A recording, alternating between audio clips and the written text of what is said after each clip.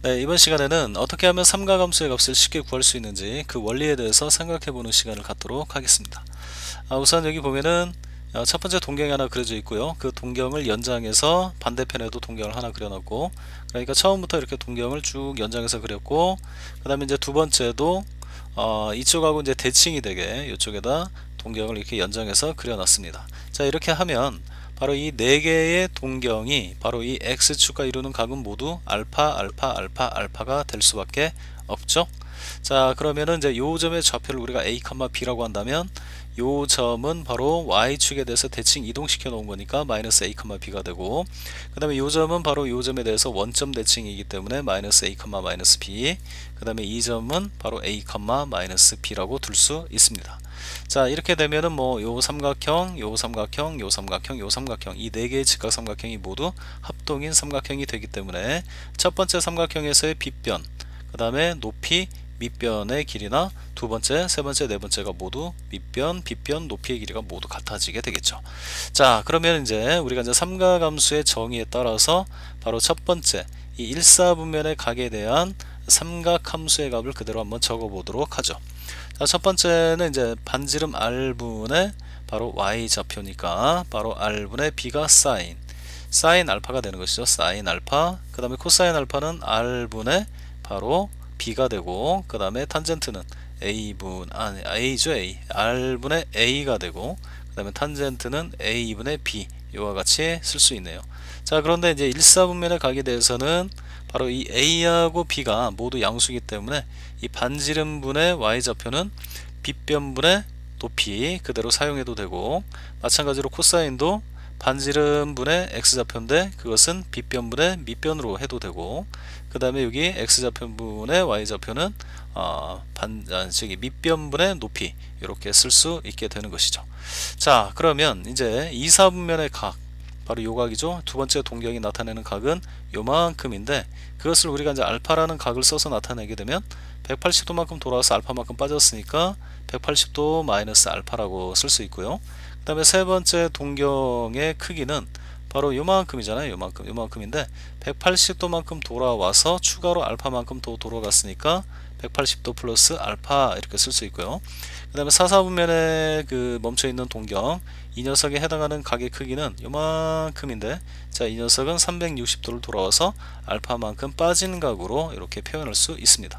자, 그러면 이때 이제 삼각함수의 정의에 따라서 바로 이 이사분면의 각을 우리가 각에 대한 삼각함수의 값 3개를 구해보면, 지금 여기는 이제 반지름 r분의 바로 y 좌표 해서 r분의 b가 사인 180도 빼기 알파의 값이 되고, 그 다음에 이제 코사인은 반지름분의 x좌표, 그 다음 탄젠트는 x좌표분의 y좌표, 얘도 마찬가지죠. 바로 이 동경에 대해서 반지름 r분의 y좌표가 사인, 반지름 r분의 그 다음에 x좌표가 코사인, 그 다음에 x좌표분의 y좌표가 탄젠트. 자, 여기도 마찬가지 반지름 r분의 y좌표, 반지름 r분의 x좌표, x좌표분의 y좌표, 이게 바로 탄젠트가 되는 겁니다. 자, 이것을 지금 쑥 써 놓은 것이죠. 자, 그러면 여기서 뭘 알 수 있어요? 네, 바로 사인과 코사인과 탄젠트의 값들이 1사분면의 각이냐 2사분면의 각이냐 3사 4사분면의 각이냐에 따라서 부호는 조금씩 달라지겠지만 그 절대값은 다 어때요? 자, 절대값은 다 똑같죠. 즉 이 180도 빼기 알파라는 각에 대한 사인, 코사인, 탄젠트는 부호가 플러스 마이너스 마이너스로 결정이 되지만 그 절대값은 바로 이렇게 된다는 것이죠. 요렇게. 자, 그러면 이것은 결국은 이 r이라고 하는 것은 양수고 b도 양수이기 때문에 바로 빗변분의 높이, 이렇게 볼 수 있고, 얘도 빗변분의 밑변, 이렇게 볼 수 있게 되겠죠. 탄젠트도 밑변분의 높이, 이것도 마찬가지죠. 빗변분의 높이, 빗변분의 밑변, 밑변분의 높이, 여기도 빗변분의 높이, 그 다음에 빗변분의 밑변, 밑변분의 높이 해서 이렇게 다 절대값이 같다는 것을 확인할 수 있습니다. 자, 그러면 결국은 몇 사분면의 각이든지 간에 결국은 1사분면의 각으로 대체하여 그 삼각비에 대해서 부호만 플러스냐 마이너스냐로 이렇게 결정을 해주면 된다는 사실을 알 수 있게 되는 겁니다. 자, 이 부분이 이제 잘 이해가 가지 않는다면 예를 하나 들어볼게요. 자, 우선 예를 들어서 이 각을 30도라고 한번 해봅시다. 30도. 자, 그러면 첫 번째, 이 동경이 시초선과 이루는 각은 당연히 30도가 되겠죠. 30도. 그 다음에 이제 이 동경은 여기서부터 여기까지가 이제 150도가 되는 거예요. 왜냐하면 여기가 30도이기 때문에. 자, 그래서 이제 150도라고 하는 것은 180도만큼 돌아와서 30도만큼 뺀 거기 때문에 이 동경이 시초선과 이루는 각을 150도 이렇게 쓸 수 있겠죠. 자, 그 다음에 이제 세 번째 동경이 시초선과 이루는 각은 요만큼이죠. 근데 얘는 180도만큼 돌아와서 또 30도만큼 더 이렇게 돌아간 거니까 바로 210도 이렇게 되겠네요.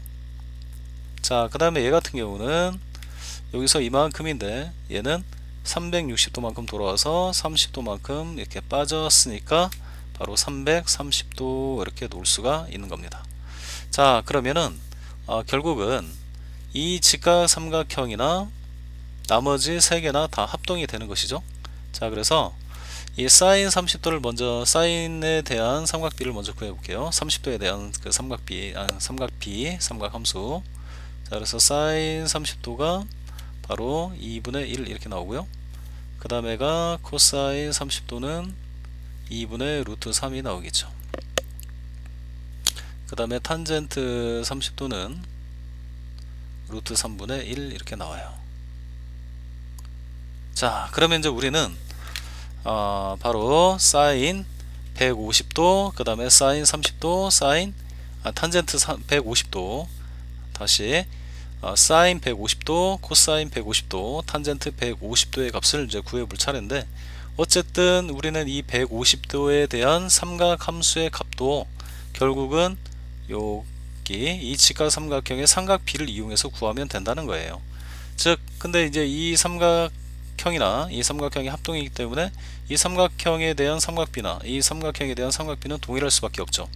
그래서 사인 150도의 그 절대값도 2분의 1, 코사인 150도의 절대값도 2분의 루트 3, 탄젠트의 절대값도 이렇게 되는 것이죠. 그런데 150도는 몇 사분면의 각이죠? 네, 2사분면의 각이죠. 우리 배웠지 지난 시간에 얼싸 안고, 즉 2사분면에서는 사인만 플러스가 되는 것이죠. 그래서 2사분면의 각인 150도에 대한 삼각함수의 값은 사인만 플러스고 나머지는 다 마이너스로 이렇게 바꿔주면 150도에 대한 삼각함수의 값을 다 구할 수 있게 되는 겁니다. 자, 그러면 이제 210도도 마찬가지죠. 210도는 180도만큼 돌아서 30도만큼 추가로 돌아간 거기 때문에 결국은 우리는 어떤 삼각형? 한 내각의 크기가 30도인 이 삼각형에 대한 삼각비로 바로 이 삼각함수를 구할 수 있다는 것이죠.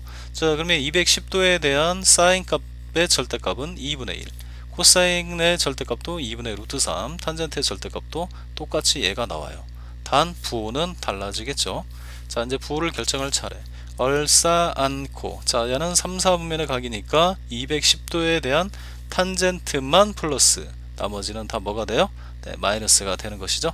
그래서 여기만 마이너스로 이렇게 쳐주게 되면, 여기 마이너스로 바꿔주게 되면 사인 210도는 마이너스 2분의 1, 코사인 210도는 마이너스 2분의 루트 3, 그 다음에 탄젠트 210도는 루트 3분의 1 이렇게 되는 거죠. 자, 하나만 더 해볼게요. 330도. 자, 330도에 대해서도 마찬가지죠. 330도라고 하는 것은 결국은 360도 돌아와서 30도 빠진 거니까 결국은 이 30도를 한 내각으로 하는 직각삼각형의 삼각비로서 바로 330도의 삼각함수의 값을 구할 수 있다. 30도의 삼각비를 이용해서 330도의 삼각함수의 값을 구할 수 있다. 근데 330도의 사인, 코사인, 탄젠트의 절대값은 사인 30도, 코사인 30도, 탄젠트 30도의 절대값하고 완전히 동일하기 때문에 그대로 이렇게 써 놓은 상태에서 뭐만 결정해 주면 된다? 네, 부호만 결정을 해주면 되는 거죠. 얼싸 안고, 코사인만 플러스, 얘만 플러스고 나머지는 다 마이너스 처리해 주면 되는 겁니다. 자, 그러면 하나만 더 해볼게요.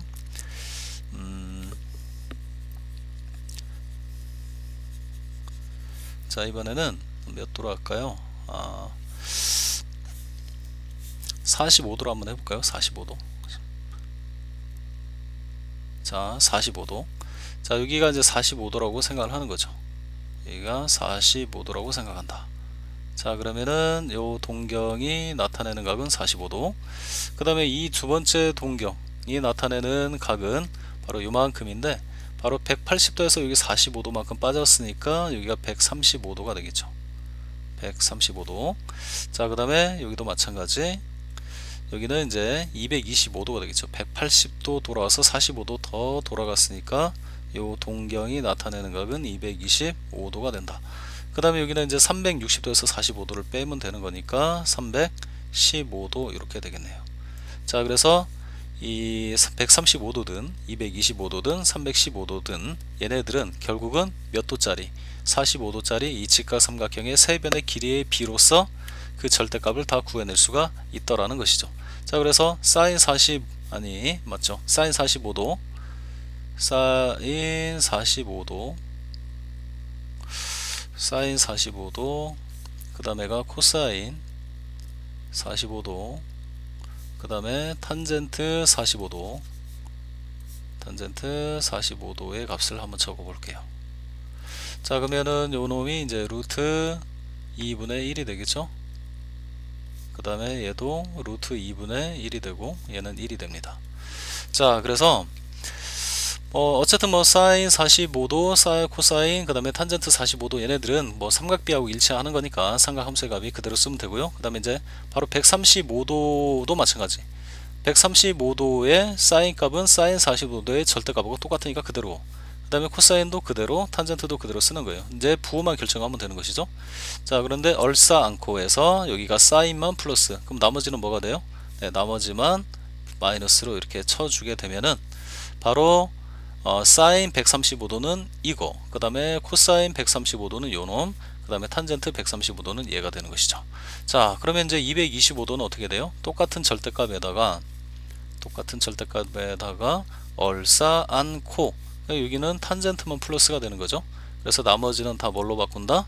마이너스로 바꿔주면 된다.